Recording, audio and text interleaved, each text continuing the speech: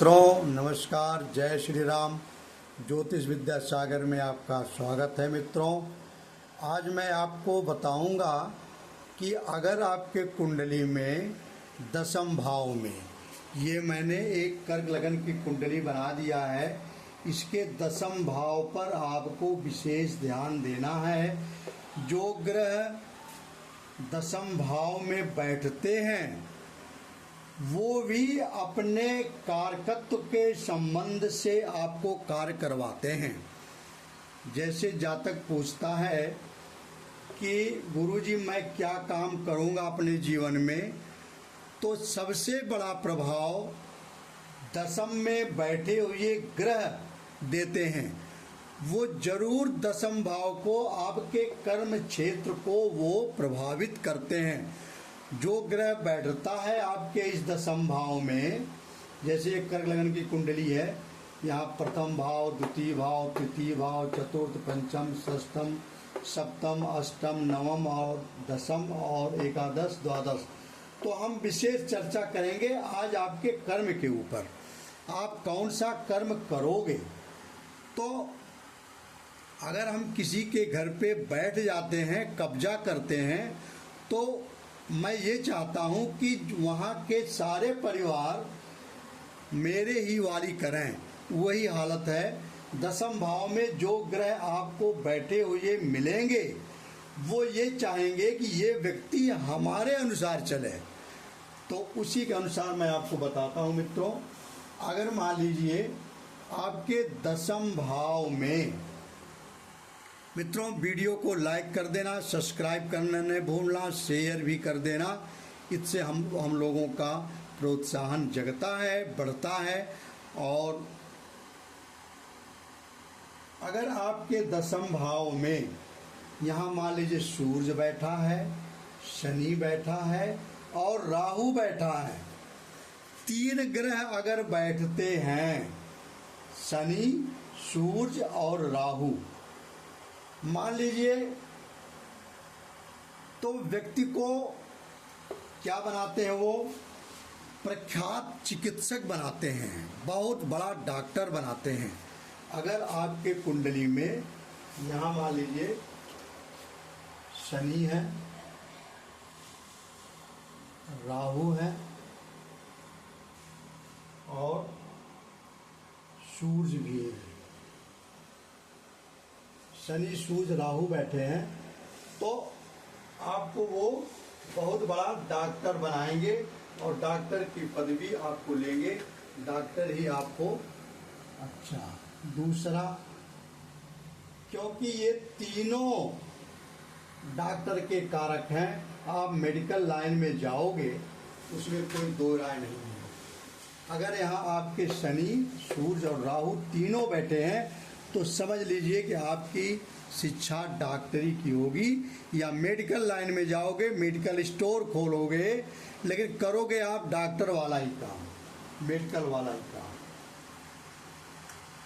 अगर मान लीजिए चंद्रमा और मंगल बैठे हैं, आप ध्यान से देखना, अगर यहाँ चंद्रमा और मंगल आपके दशम भाव में बैठे हैं तो आपको इलेक्ट्रॉनिक या कंप्यूटर क्षेत्र में लेके जाते हैं। चंद्रमा और मंगल की युति आपके दशम भाव में है तो वो इलेक्ट्रॉनिक या कंप्यूटर के क्षेत्र में आपको लेके जाएंगे। अगर मान लीजिए चंद्रमा और बृहस्पति बैठे हैं आपके दशम में, ये पूरी कुंडली का दशम भाव है, दशम भाव में अगर चंद्रमा और बृहस्पति बैठे हैं तो बुद्धिमत्ता और भाग्य आपकी उदित होती है। चंद्रमा और बृहस्पति दोनों शुभ ग्रह हैं, इसलिए बृहस्पति बुद्धि के कारक हैं, ज्ञान के कारक हैं, तो आप ज्ञानवान होंगे। किसी शिक्षा संबंधी में आप प्रोफेसर होंगे, कहीं किसी विद्यालय का आप प्रधानाचार्य होंगे, तो मतलब शिक्षा संबंधी में ही आप जाओगे जहां ज्ञान वितरण का काम आपका रहेगा। अगर मान लीजिए बुध बैठा है, केवल बुध बैठा है, तो बुध क्या है? बुध बुद्धि को इंगित करता है। बुध जो है बुद्धि को इंगित करता है। इसकी अनुपस्थिति में शिक्षा संभव नहीं है। अगर जिसकी कुंडली में बुध महाराज कमजोर हैं, नीच के हैं, शत्रु क्षेत्री हैं, तो आप देख लीजिए उनकी शिक्षा में रुकावट जरूर आई है।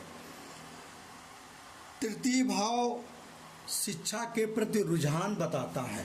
ये भाव जो है ये शिक्षा के प्रति रुझान।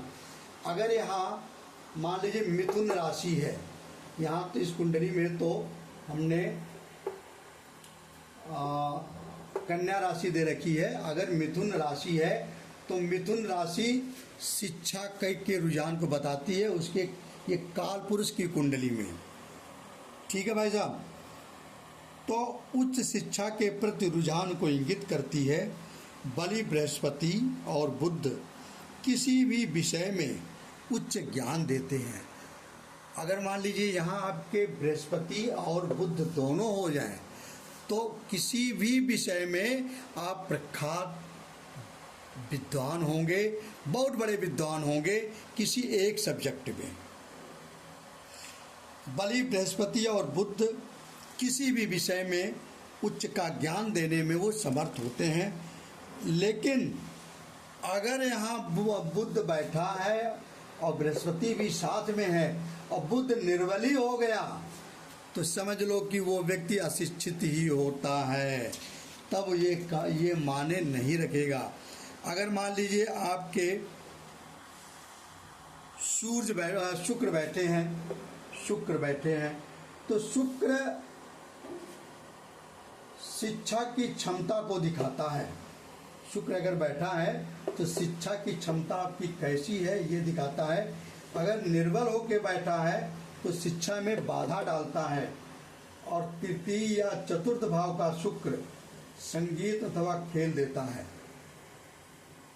अगर मान लीजिए आपके तृतीय में या चतुर्थ में शुक्र बैठे हैं तो वो आपको खिलाड़ी बनाते हैं।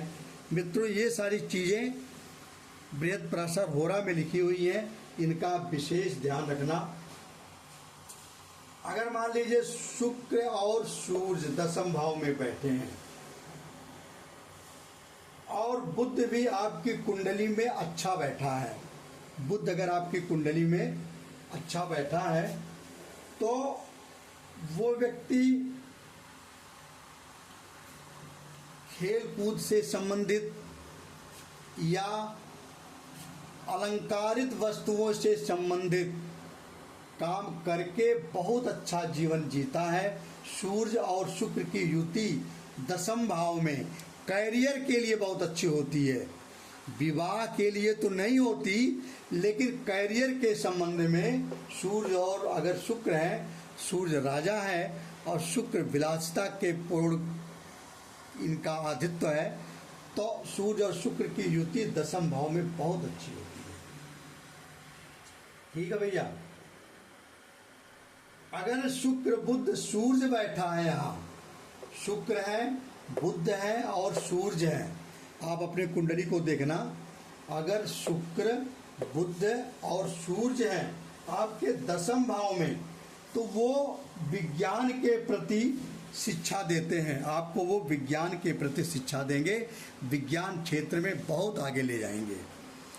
अगर मान लीजिए शुक्र बृहस्पति और चंद्रमा बैठे हैं, शुक्र बैठे हैं, बृहस्पति बैठे हैं और चंद्रमा बैठे हैं आपके दशम में, तो ऐसा व्यक्ति लेखक होता है। शुक्र बृहस्पति और चंद्रमा अगर बैठे हैं दशम भाव में तो ऐसा व्यक्ति लेखक होता है, बहुत बड़ा लेखक होता है। जैसे मुंशी प्रेमचंद, आप और बड़े बड़े लेखकों का नाम तो हम यहाँ नहीं ले पाएंगे, लेकिन और बड़े बड़े लेखकों का आप ध्यान देखोगे दशम भाव में उनके शुक्र बृहस्पति और चंद्रमा दशम में विराजमान हैं। अच्छा, अगर आपके चतुर्थ भाव में मंगल बैठे हैं, मंगल अस्थिर बुद्धि, घर में अशांति के कारण पढ़ाई में एकाग्रता नहीं होने देंगे। अगर मान लीजिए मंगल आपके चतुर्थ में बैठे हैं तो मंगल चंचल होते हैं। आपके परिवार में कहीं न कहीं से अशांति कुछ है। और मंगल ये शिक्षा का भी है, पढ़ाई नहीं करने देंगे। वहाँ बच्चों को, बच्चे का मन पढ़ाई में नहीं लगेगा। अगर आपके घर में अशांति रहेगी, माता पिता हमेशा झगड़ते रहेंगे या किसी प्रकार का अशांति रहेगी, तो बच्चों का मन यहाँ पढ़ने में लगेगा नहीं। इसलिए चतुर्थ में मंगल शिक्षा के लिए अवरोधक है। और शिक्षा नहीं होगी, ये दसम भाव को भी देखते हैं यहाँ से बैठ के। तो मंगल अगर दसम भाव को, सप्तम दृष्टि दसम भाव को देखेंगे, अगर दसम भाव देखेंगे, शिक्षा नहीं होगी तो कैरियर में भी इनके स्थिरता रहेगी। अच्छा, अगर मान लीजिए शनि जी बैठे हैं, अगर आपके कुंडली में दसम भाव में शनि जी बैठे हैं और मजबूत हैं, तो सहनशीलता और निरंतर उद्योगी रहने की क्षमता देता है। ये व्यक्ति बहुत सहनशील होता है। यदि अपनी राशि या उच्च राशि को छोड़कर किसी अन्य राशि में तृतीय, चतुर्थ या पंचम में स्थित हो तो शिक्षा को बाधित करता है। अगर शनि दसम भाव में है, अपनी राशि में है या उच्च राशि में है, तो वो आपके कैरियर को बहुत आगे बढ़ाएंगे, आपको उच्च अधिकारी बनाएंगे।